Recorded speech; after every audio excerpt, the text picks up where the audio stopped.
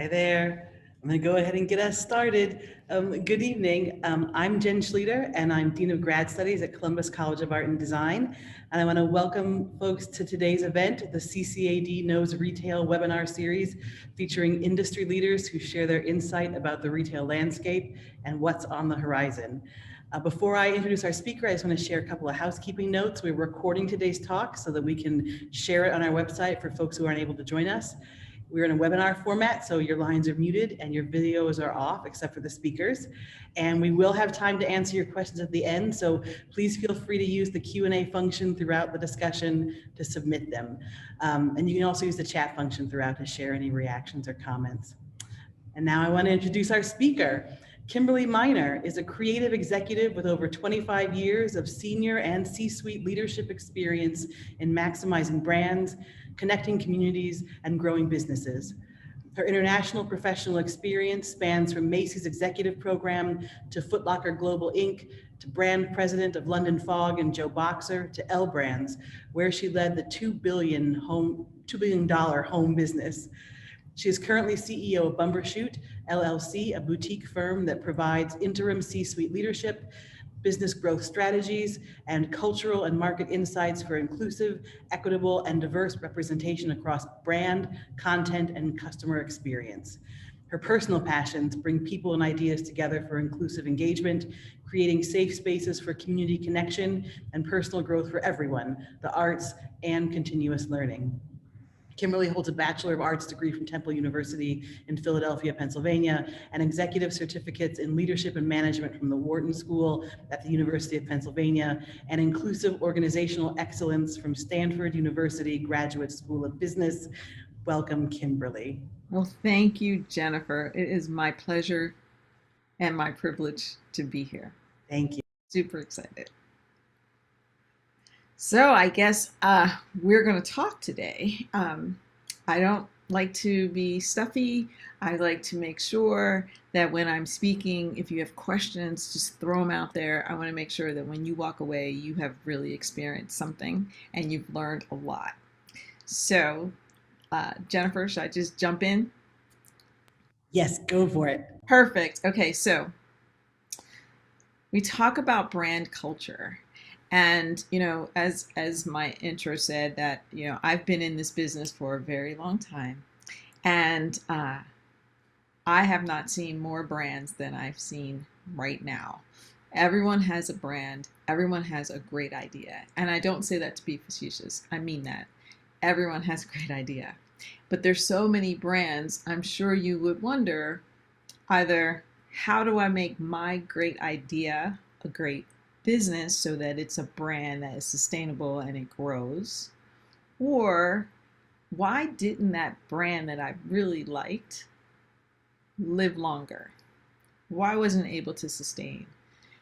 Retail, as we all know, is a very crowded, competitive business. And with the introduction of, in social selling, the increase in D2C, the pandemic, what does a real retail experience look like? Of course, we have a lot of questions because as a person who embraces brands, grows brands, and really lives that life of brands and retail, there is a secret sauce to it. There's the connection of art and science. And the science is the math, but the art is really what makes it different and really what makes your brand stand out to become a force in retail. And so understanding the connection of art and science and the connection to your customer it's the triumphant. And so we're going to talk about that today. How do you create that connection with your customer using art and science so that your retail brand not only is sustainable, but it stands out? So let's just start with, you have an idea. And let's just say your idea is the best new hat on the market. Well, of course, you think it's the best new hat. And you've worn your hat, and people have stopped you, and they're like, I love that hat. That's such a cool hat. Wow. So you're excited. You're telling your friends, I have created the best hat brand ever. Did you see those 12 people that just stopped me and told me how fabulous it was? Okay. But did those people say, I love your hat. I need that hat. I want to buy that hat. How much are you selling that hat? Where can I get that hat from? Oh, I think I want to tell my friends about that hat. All of my friends would love that hat. I have specific people I want to buy it for as a gift.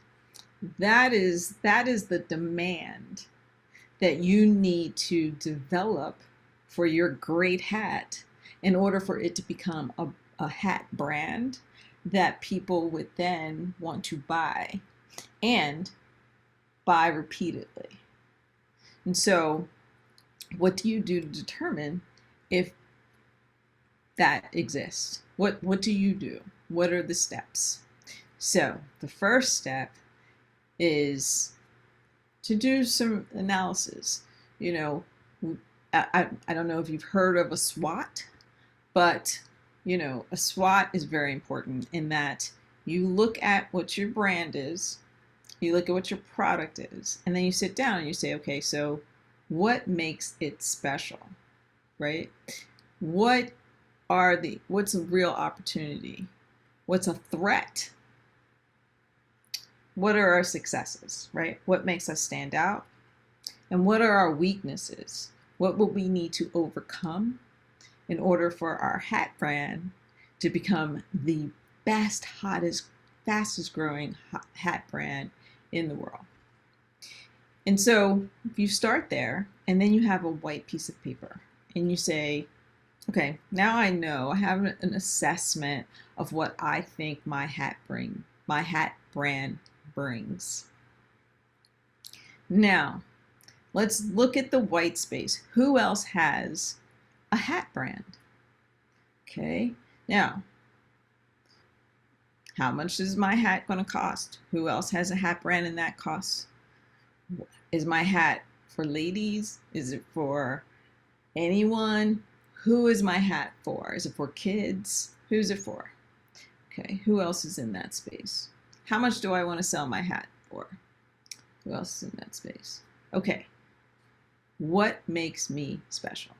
So an example of what might make you special is Bombas. Same kind of idea. They had the idea for the best sock. Pretty simple idea. And I like their socks. They're really good quality socks. But there are a lot of companies out there that sell really quality socks. They had to determine what made them even better than just a high quality sock. Oh, we want to do good. They wanted to be a social enterprise. Who else is doing that? No one. Let's figure out who really needs socks. The homeless population needs socks. Okay, that's the number one requested. So how do we set up our operation so that that is a part of our story? So now I'm appealing to people who need socks, wear socks, and want to do good. I've just added a level of customer to my big idea. And so that's how you start with the idea and you take it to a space where, okay, now I know I have a really good idea. But where are those 12 customers or those 12 people who told me that my hat was so cool? How do I get them to now want to buy my hat? That's where testing and tinkering come into the process. And so this is the science. So the art is your hat. The science is the math and the statistics and the testing that you need to do. And it sounds complicated, but it's not. You have a hat. 12 people loved it on you. Let's take it a step further. Let's go. You want to sell your hat on Instagram? So let's take a selfie. Everybody loves taking a selfie. So I'm going to take a selfie. And You're in your hat. You post it on Instagram. Hey guys, how many people would buy this hat for whatever amount? And then you take another with someone else and you give different prices and you put it out there, which is probably the scariest part of bringing your brand to life, to commercializing it, because everybody loves the idea, but now you have to bring it. So you put it out there and you see, okay, I can sell this on Instagram. People seem to like it. Oh, so many people like it. What do I do now? What do I do now? I didn't think about that. I just have a great hat. More science. Now you have proof of concept. You have a great hat. People love that great hat. Now you have to duplicate that great hat because so many people want that hat. You need to now find a way to produce your hat. And so you connect with someone else. That's a very important part of bringing your brand to fruition. Understanding that you don't have to have all the answers. You had the great idea. There are a lot of people who are going to help you bring your idea to fruition. Your responsibility is to have the idea, to test, to make sure, proof of concept, to make sure that you've considered, okay, is my idea viable, proof of concept, and what's my marketplace? Now, we're going to take that great idea and make it a great business. Notice I say we're going to take that great idea and make it a great business. And the reason I say that is because there are two different things. And I want to spend a little time around this because I want you to understand. There are people who have amazing ideas, and there are people who are excellent at taking those ideas, great ideas, and making fabulous business. And sometimes the person with the great idea can also take it to fruition and commercialize it, and it could be a great business. But the reason I wanted to spend a little time on that is because I don't want you to have the pressure feeling like, you're Steve Jobs and you can take the idea and drive it home. He didn't do it by himself. And so many times I meet people who have great ideas, who have tried to take it and make it, into a retail business and grow it. But that's not their skill set. Their skill set is in the art of the brand. Their skill set is finding that great hat or creating that great hat. So the reason I wanted to talk about that is because oftentimes we lose sight of what our value is to that brand because we want to be everything to the brand. The best brands, the brands that have grown so much, are those who the creators understand their value. Their value is in the creation. So now you want to grow it, and you're not a business person. You don't know all the ins and outs of growing a business, building a process, connecting with the right resources, factories, the marketing. Now is the time to really embrace your value as the creator and find the right partner. And so the right partner could be someone who has experience in business and can build out those processes and help you build a team and help you find the funding. There's no dishonor in having the right partnership. As a matter of fact, I believe that people who understand their value and their strengths and know how to partner with the right person or persons or team are the ones who are able to create brands that are sustainable. And then as they grow, they come up with even more ideas, because you cannot be prolific if you have the stress of running a business, if that is not where your sweet spot is. The other side of that is, hey, say you're just really good at business and you start to meet people who have great ideas. Well, here's an opportunity of bringing, remember I talked about this earlier, art and science together so that you can grow the business. Now, when I talk about the idea and the business, the secret sauce in there is the customer. So, how do you find your customer?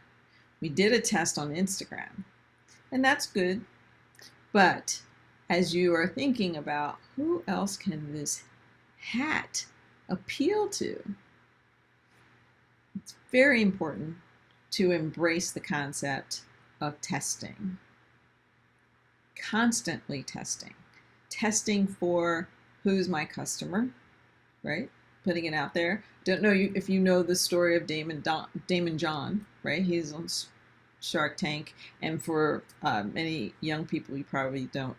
I'm not sure how many people know about FUBU, but Daymond started by making hats in his mother's house. And every day he would go out on the corner in Queens and he would sell his hats. And he was seeing who was buying his hats, so that when he would go back that night, he was making more hats. He was making them he was changing them. Every day he changed a little bit because he could see who his core customer was, so much so that he started to sell out and build wealth. It was small, but it was building wealth because he was selling out like every day, because he had taken the time to come out with what he thought his product was, but he was open-minded enough and he was more committed to the idea of success and building a brand than he was in his prototype.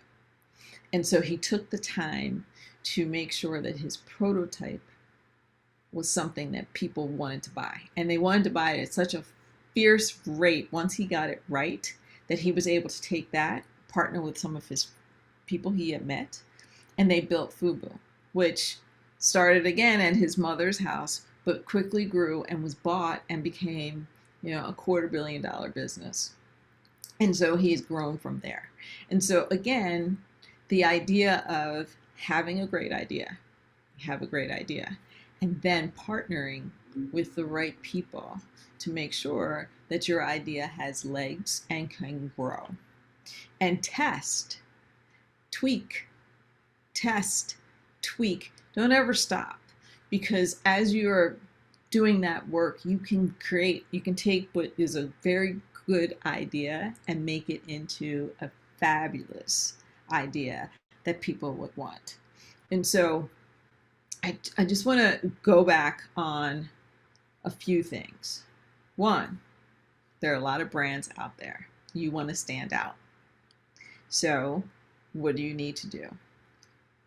You need to do your research, understand your market, do a really tough self-evaluation of what your brand is and why it should be, and what is the secret sauce. That's first. Second, once you've discovered that and you feel comfortable with it, second, you want some protos and you want to test. And you want to test in an environment where you plan to sell it, wherever you want to set up your retail shop. The beauty of right now is that you can start a store very quickly, because it doesn't have to be brick and mortar. It doesn't even have to be a website. You can start selling things right on Instagram or Facebook or TikTok, or there's so many different outlets, hence why there's so many different brands. But you don't have to, you can be creative. Because you're small, you can do things that a large company wouldn't do. I hear so many times with clients and smaller businesses that they want to compete with Amazon, or they want to sell on Amazon, or, you know, and I don't recommend, you can't compete with Amazon. Here's the thing. Amazon still hasn't made a profit because Amazon's business is not retail or e-commerce. Amazon's business is shipping and logistics. And so they're making billions of dollars in shipping and logistics. And that margin from that part of the business supports Amazon, the marketplace. And so you don't compete with Amazon on price or anything else. Let that go. Create your own world. Create your own world and use the resources you have. And you don't have to be big. You just have to be the size that you want to be so that you feel successful. And then once you have proven the concept, find the right partners so that you can take your business to another level. There is no shame in saying, I created this product and now I need the right partners to help me set up a business so that my great brand will be a great business. And so that's how we bring business and brand together. And then as your customer is growing, the best thing to see, and I used to do this, a lot, but I would go to the airport, or if I was somewhere else, somewhere around, wherever, to see a product that I created, or to look at a business that I was involved in grow. It's the best feeling in the world. Best. And so, but it's not easy. And anyone who says it is easy is not telling you the truth. You just have to make sure to do your homework. And you're constantly looking for improvement. When I work with customers, my company, we look at opportunities for constant improvement. Constant improvement doesn't mean that anything's wrong. So even if you have the best brand and you're selling millions of dollars worth of product, or you're just selling what you want to sell, testing to improve is never the wrong thing. There was a restaurant in New York, I think it's called 11. It was named, in 2018, it was named the #1 restaurant in the world. And so that happened on a Monday. On Thursday, they shuttered. They closed it down, remodeled, new menu, new chefs, and reopened. And everyone was like, why would you do that? You were the best. They said, because we want to remain the best and we want to grow. And in order for us to remain the best, we need to constantly improve. And so I say that because once you have your perfect hat, you have your great process, and you're selling that, and things are going well, that's the time to continue to test what's the next best hat idea. What do people, okay, I want to add to my hat idea. What do you need to wear with a hat? What goes with the hat? Why are you wearing this hat? What's next? And so we don't want to wait until business goes down in order for your brand to continue to grow. As your business is growing, you should be looking for what's next. That's also a fabulous new thing to add to your business. Don't be distracted. Keep your eye on where your growth, where you want it to go, but always be in connection with your customer, because your customer will appreciate that. Because the real secret sauce of retail and of brands that are fabulous and sustained is that they bring awe and excitement to their customer every day. And so there's something there that the customer didn't expect. And that's because you've done your work of constantly testing and tweaking and talking to your customer to understand what they need. And so it's almost like you're like a friend. You're a friend. You know, your brand is a promise to them that they're never going to be disappointed. They're always going to get the best hat. And oh, we're going to know what you want before you want it. So then when you come to us, not only will you want another hat, but you're going to buy something else that you've told me, you don't know you told me that, but you've told me you need it. And now you're going to buy it as a gift. And so it's going to continue to grow because I'm constantly going to engage with you to understand. And so that's also the reason why I say, if you are the creator, don't feel like you have to be the operator as well, because that energy that you put into connecting with your customer and finding those jewels of the best hats, the best gloves, the best whatever it is that builds your brand for that customer to deliver on that promise, then that is what your role is. And constantly be open to new ideas from a business perspective to make sure that your brand is growing. It's growing profitably. It's growing market share, and it's growing in the hearts of new customers every day. And so that's what I wanted to really get across today. I wanted to make sure that I broke it down so that everyone understood that brands, there are plenty. Brands that grow and are sustained are less. And there is a magic to it. And you can have a brand that grows, sustains profitably, and that you're proud of. And who knows, you might even want to sell it one day and just start another one. So I hope that was really helpful, and I hope we have a lot of questions. So Perfect. Oh, thank you so much, Kimberly. That was really actually quite inspiring. The first question that we have for you right now is this one. In light of what you're talking about, how do you recommend organizations continue to practice the same prototyping with COVID-19 induced delays to production and distribution? Or are there alternative practices to combat lost time? Because the question says this has been a big challenge for their organization. So they would love to know what you think. yeah, it's a big challenge for all organizations. Honestly, I wish I had an answer. Every day it's a different. Every day it's a different set of challenges in that space. What I have recommended is just the knowing what we know now and what we've had to deal with over the last almost 2 years, and the supply chain, because there aren't enough workers, materials can't be made, the pricing is through the roof because of supply and demand.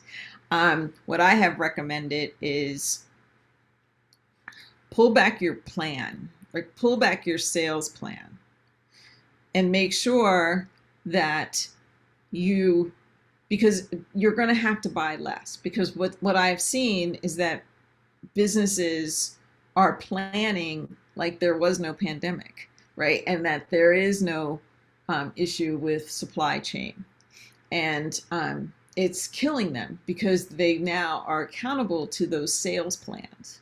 And so by being accountable to sales plans that you can't achieve because the product's not there, it's going to kill the business in the end because you're not delivering on this promise. So what I have recommended is that they pull back and buy less up front, spread it out in a more creative way, right? Don't front load as much, but front load a little more than you might normally have, because I've seen, people are buying, and so they say, okay, so I'm going to have this delivery on 11/1. I'm going to have this delivery on 11/7. So if you did those 3 deliveries, bought them smaller, but brought them all in for 11/1, and then rolled them out, and you managed that, you're going to hit your deliveries. It's going to help you kind of overcome the shortages that you're experiencing from the supply chain. And you're going to sell a little less, but you're going to turn it faster. And so it's going to be more margin rich to tide you over until we can get beyond these supply chain issues. Yeah, that makes sense. It reminds me of what you were saying earlier about the restaurant that decided, even at the height of their success, to sort of take a pause. That sometimes we can get trapped in thinking that like growth must be continuous and ever expanding. But it sounds like that actually is a great way to get yourself sort of stuck. Yeah, I mean, you have to kind of take a step back. I mean, I have a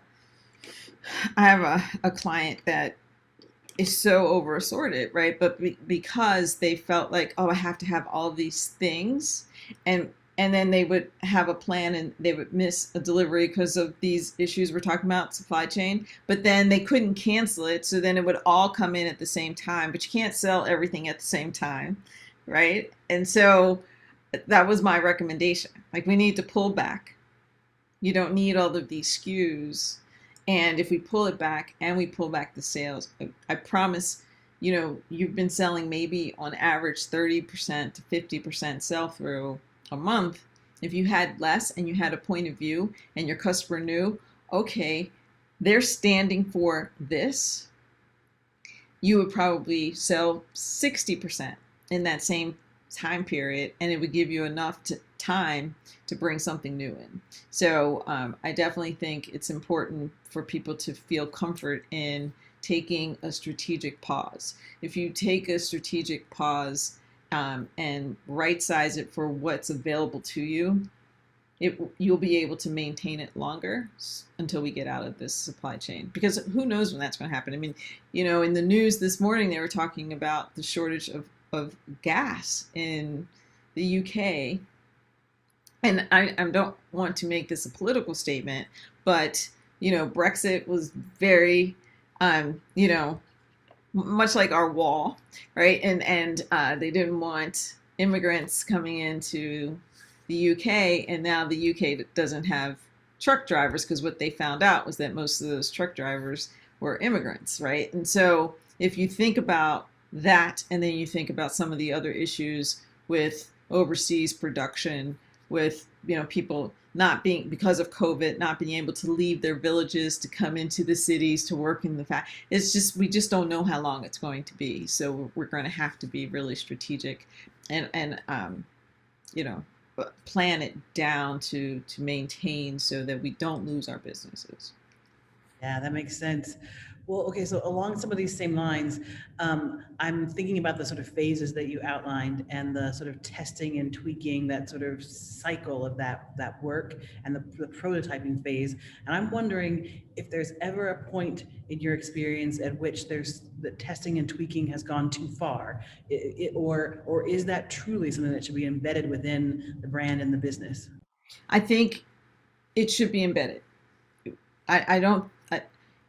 And yes, it has gone too far. There's two things, right? There are people who fail to launch because they're so embedded in the testing process, right? And in retail, especially, because it's an emotional business, that's the art and the science. It's an emotional business. And, when the art and science come together, it's like, right? And so if you have an idea, you do it once, right? You assess, you do your research, you do your SWOT, you know where you think you're going. And you have to have something out there to really get a response, to know what needs to be fixed, or what not doesn't need to be fixed, but where you can test further to see what else is available. What happens in some cases is people put the testing out front and, oh, I want to tweak the testing. That's not what you need to tweak. The results that you get, you tweak your product, but you have to be out there to get that feedback. And so I do think that it's really important to constantly see where you can have improvement, but not stop. Yeah.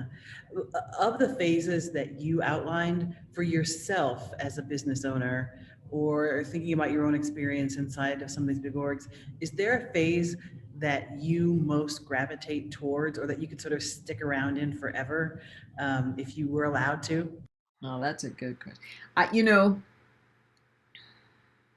Yeah, I don't love the day-to-day operations, right? I love the challenge of either being at the beginning of a great idea and bringing it to market, or turning a business around and getting the right product in front of the right people, and getting the process set up. I used to have my own clothing line, so I have been a creator, but that's not really where my love is. My love is taking an idea and making it better, and commercializing it. But once I've done that, then I want to do it again. I don't like the day to day. That makes a lot of sense. Would you say that that's part of what Bumbershoot does, is really get in there to optimize for folks? Absolutely. And we optimize product, optimize process, and we optimize your people experience, right? And so that's what I love, and I wanted to make sure to touch all of those parts. And it's very cool. Like, I have different clients, and I have other people on my team, so I can go in and, depending on what you need, like there might be clients where you just need training to understand how to maximize the incredible team you have, and to understand the value of what that team is. And so I have people on my team that can come in and do that training. Whereas I might have another client who needs my hands on, right, to turn that business and to maximize it. And so it's never a dull moment. you know, um, After 25 years of running businesses and being in those meetings on Monday every week, like, it's really nice to be much more dynamic. And I think that should be the root of anything anyone does. If you are creating a brand, if you're running a brand, I believe that the root of what we do in retail is really bringing the magic to customers. And so that's the part that should be on your mind all the time, because without them, this is not a business. We are telling stories through our product, through the marketing, and those stories are connecting with the customers, and they are then telling your story by buying your product and wearing it. And so it's almost like, we're griots, right? We like, that's how I look at it. Some people like to write stories. I like to create stories in a very different way. Oh, that is a beautiful place to leave it, I think. Thank you so much for your work tonight, Kimberly. I'm so grateful for it. And folks, if today's talk resonated with you and you want to learn more about how you can be one of the leaders who are going to shape the future of retail, who are going to tell its story, please check out CCAD's Master of Professional Studies in Retail Design. I dropped a link to it in the chat there. We launched in January 2022, and the program is being shaped by leaders like Kimberly, who are part of its advisory board. If you enjoyed today's lecture and you want to share it with a friend, we'll have a recording available on our website in the coming days. Otherwise, thank you so much, everyone, and have a wonderful evening. Have a great night, everybody. Thanks for having me.